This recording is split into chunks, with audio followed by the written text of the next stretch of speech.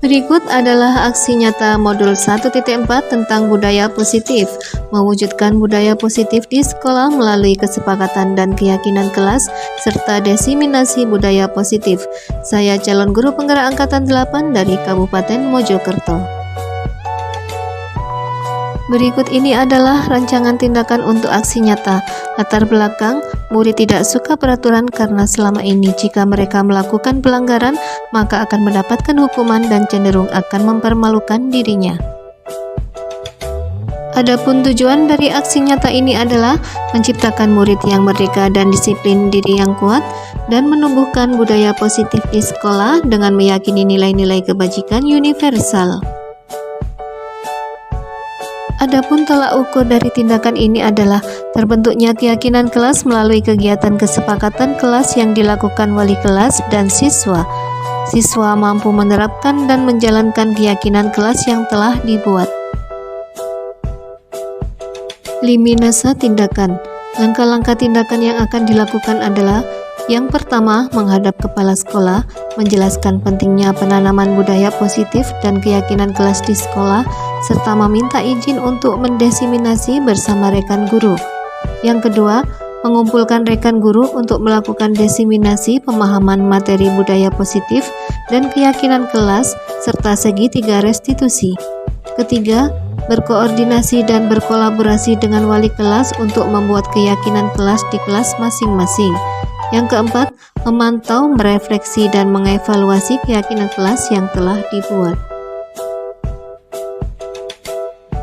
Adapun dukungan yang dibutuhkan adalah dari kepala sekolah, rekan guru, serta murid, agar tindakan yang telah disusun dapat dilakukan secara lancar dan menyeluruh.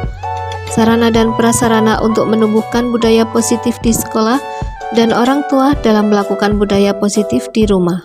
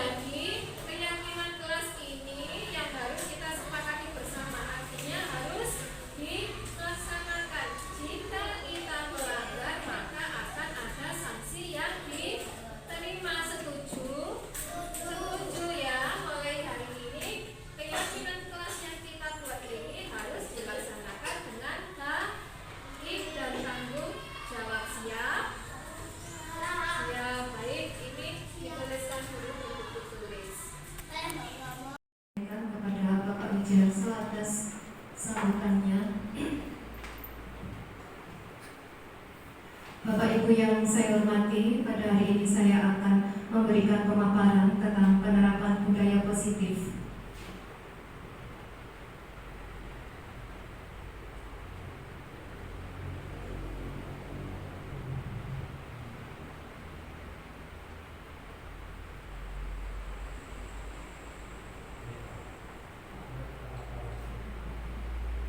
Untuk yang pertama terkait konsep budaya positif yang akan saya paparkan, di antaranya ada yang pertama perubahan paradigma belajar, yang kedua disiplin positif, yang ketiga kebutuhan dasar manusia, yang keempat motivasi perilaku manusia, kelima ada posisi kontrol restitusi, dan keenam keyakinan kelas, serta yang ketujuh segitiga restitusi.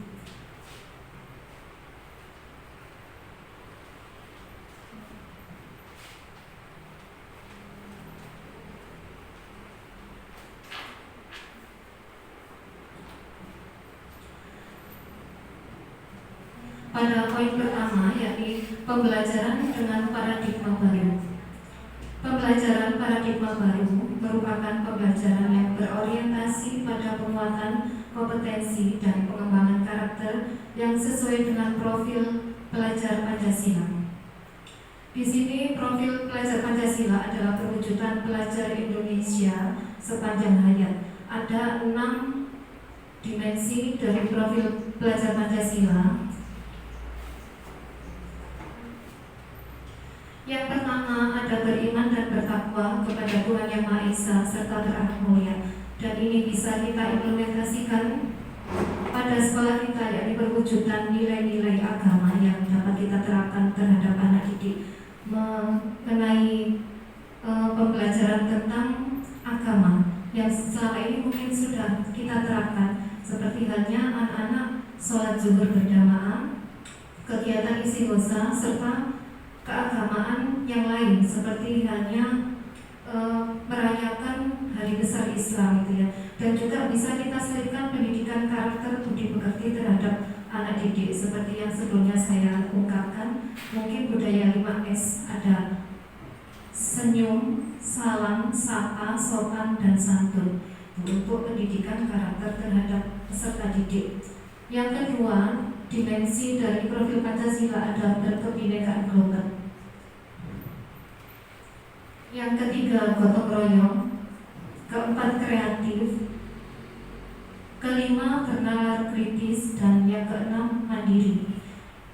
Jadi, profil pelajar Pancasila ini haruslah kita terapkan dalam Merdeka Belajar yang biasanya disebut dengan P3.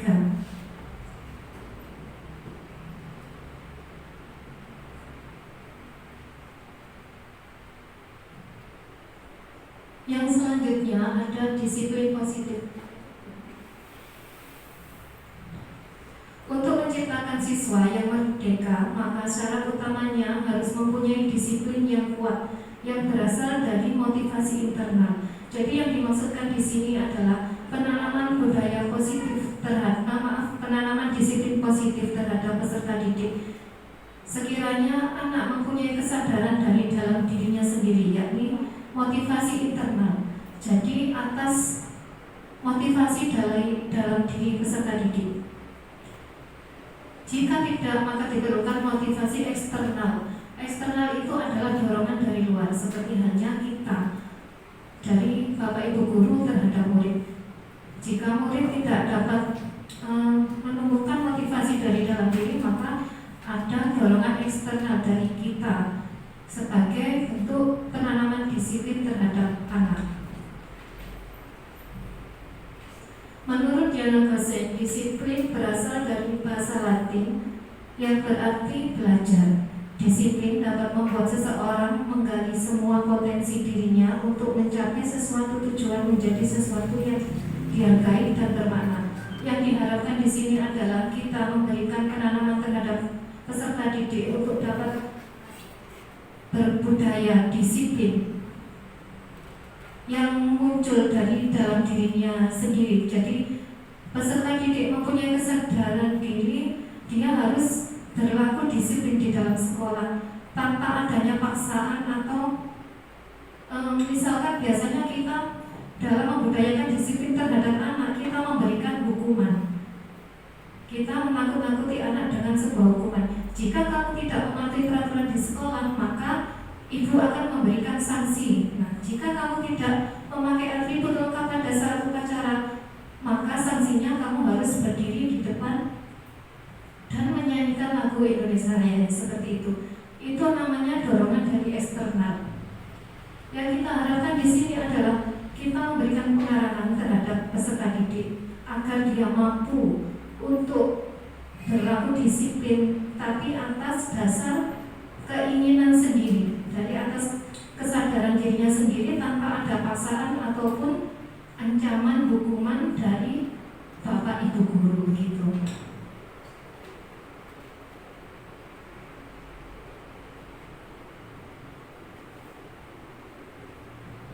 Nah, di dalam disiplin ini ada hukuman, konsekuensi, dan restitusi.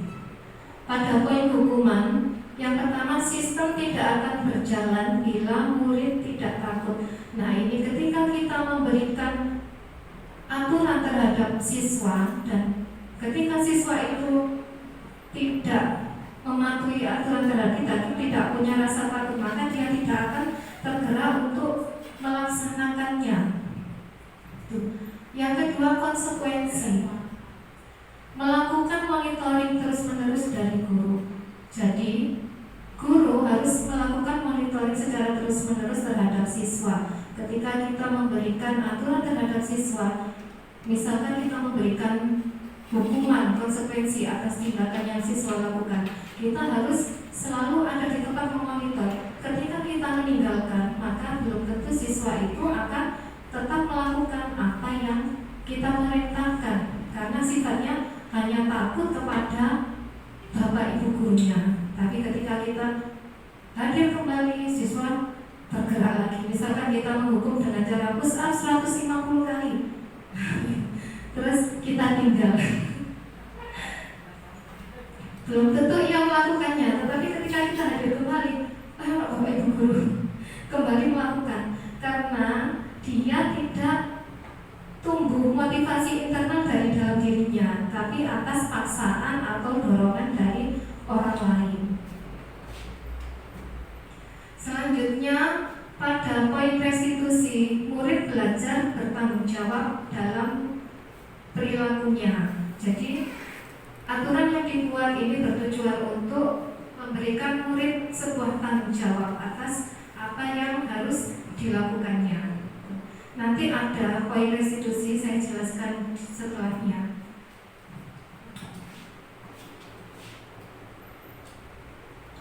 Nah, ini ada berbagai macam kasus dan saya berikan contoh dari tindakan guru. Misalkan murid datang terlambat ke sekolah. Yang pertama, guru memberikan tindakan mencatat 100 kali di dalam buku, saya tidak akan terlambat lagi. Nah, ini merupakan bentuk konsekuensi atau hukuman, tuh ya. Kalau yang kesini kemarin saya catatkan bahwa ini adalah bentuk konsekuensi. Jadi dia menanggung dari apa yang telah dilakukan. Karena dia terlambat, maka konsekuensinya harus mencatat 100 kali saya tidak akan datang terlambat. Nah, seperti itu. Itu bentuk konsekuensi yang kita berikan. Yang kedua, lari mengelilingi lapangan basket 2 kali karena terlambat berangkat. Nah, ini merupakan bentuk hukuman. Yang ketiga, membersihkan coretan yang dibuatnya di meja tulis. Nah, ini contoh ini merupakan tindakan dari bentuk konsekuensi. Jadi ketika ia melakukan kesalahan itu, maka konsekuensinya dia harus membersihkan coretan yang dibuatnya di meja tulis. Yang selanjutnya, murid diminta push up 15 kali karena tidak menggunakan masker di sekolah. Ini adalah contoh bentuk hukuman. Dan yang kelima, menggantikan kertas tugas teman yang telah dicoret-coret. Nah, ketika dia berani bertindak, berarti bertanggung jawab. Itu adalah bentuk konsekuensi yang diterima.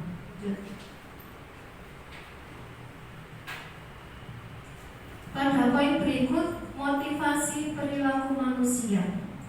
Menurut Diana Gosen, ada 3 motivasi perilaku manusia. Yang pertama, untuk menghindari ketidaknyamanan atau hukuman. Yang dimaksudkan di sini adalah siswa melakukan pekerjaan atau tugas yang kita berikan itu atas dasar karena takut dengan dihukum, ya.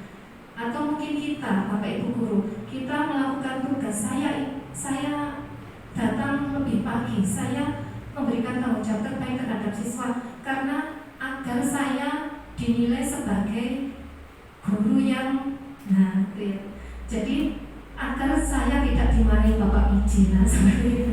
Itu adalah kita melakukan karena takut dihukum, seperti itu. Itu masih masuk dalam motivasi eksternal, jadi dari dorongan orang lain, bukan atas kesadaran dari dalam diri. Yang kedua, untuk mendapatkan imbalan atau penghargaan dari orang lain. Nah, itu mungkin yang kedua ini ada disiplin itu yang dijelaskan tadi ada 2. Yang pertama dari internal, yang kedua dari eksternal. Keduanya itu sama-sama pentingnya. Kita lihat kondisinya. Di lapangan itu gimana?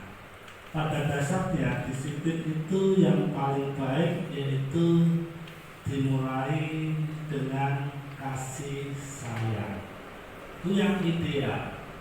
Disiplin itu dimulai dengan kasih sayang. Kemudian diikuti dengan pengertian. Setelah pengertian diikuti dengan manfaat kita disiplin. Di selama ini kita selalu bicara disiplin. Disiplin tanpa hukuman itu ya sia-sia. Saya mendengar orang Singapura itu yang paling disiplin, selalu ada hukuman. Akhirnya disiplin. Ternyata orang Singapura pindah ke Batam seenaknya saja, buang sampah dan semuanya seenaknya. Akhirnya paksaan juga tidak baik. Yang paling baik adalah disiplin itu datang dari diri kita sendiri. Seperti saya atau Bapak Ibu semuanya, kalau biasa disiplin ya tetap disiplin kalau sudah terbiasa. Dan disiplin dimulai anak yang masih kecil. Kita mulai yang masih kecil, masih SD, masih bayi, SD, SD, kita didik anak kita disiplin. Disiplin dengan kasih sayang, dengan pengertian, hasilnya lebih baik. Terus terang saya akui, sini saya mendisiplinkan anak, juga Bapak Ibu guru, menurut Bapak Ibu mungkin keras dan sebagainya. Itu adalah formula pertama, karena keadaan memang memerlukan seperti itu. Lama-lama kekerasan itu perlu dikurangi. Tanpa kekerasan juga tidak baik. Karena lihat situasinya, makanya baik-baik ya tidak mungkin dengan kekerasan. Pada akhirnya ujung yang terakhir yaitu disiplin adalah kita mematuhi, menteladani sifat-sifat atau nabi kita. Kita bekerja, belajar karena ibadah. Saya yakin Bapak Ibu semua kalau bukan karena ibadah pasti minta imbalan yang besar.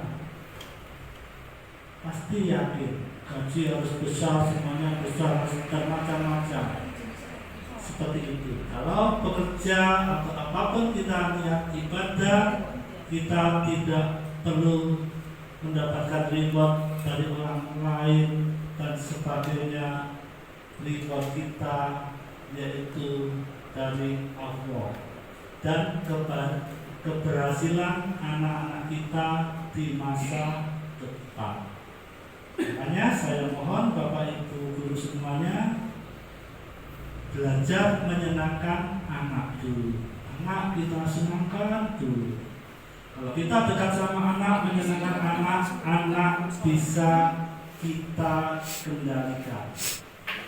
Anak-anak tidak mungkin sempurna, apalagi kita tidak pernah kita sempurna. Pasti ada baik buruk ya seperti itu. Bagaimana kita mengelola anak-anak dan guru itu menjadi lebih baik. Kita ikuti tahapan-tahapan, makin lama makin baik. Saya berharap juga sekolah kita makin lama makin lebih baik. Untuk diri kita sendiri, untuk Bapak Ibu guru, untuk semuanya demi kebaikan sekolah. Mengapa tantangan ke depan kita memang sulit? Saya tidak ingin anak-anak Tangunan nanti sekolahnya di SDN Kebon Agung. Anak-anak kita Tangunan sekolahnya di Kedung Lekong atau di Buri. Saya ingin anak-anak kita di Tangunan sekolah di SD Tangunan dan SD Tangunan bisa diakui kalau banyak siswa-siswa dari luar. Mengapa? Karena di SDN Tangunan nggak mungkin menjadi besar karena sumbernya dari penduduk Tangunan. Mengapa? Karena penduduk Tangunan tidak akan pernah besar karena didukung dusun yang kecil. Makanya kita berlomba-lomba mendisiplin diri kita, anak-anak dan semuanya agar SD kita menjadi lebih baik dan lebih maju. Sekian dari saya kiri. Wassalamualaikum warahmatullahi wabarakatuh. Terakhir saya minta tiga terakhir, monggo. Apa yang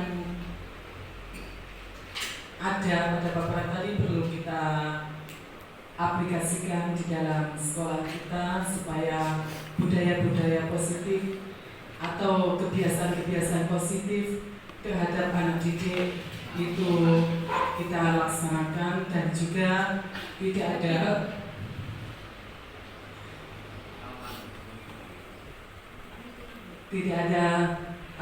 saling bullying ya kalau sekarang antara guru dengan siswa, dan sama-sama teman guru kita juga tidak saling membuli agar kebiasaan-kebiasaan positif yang ada di lembaga kita berjalan dengan baik dan itu juga bisa dilaksanakan seterusnya berkat kita menggerakkan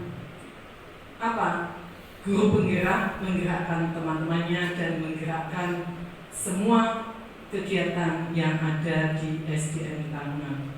Terima kasih. Assalamualaikum warahmatullahi wabarakatuh.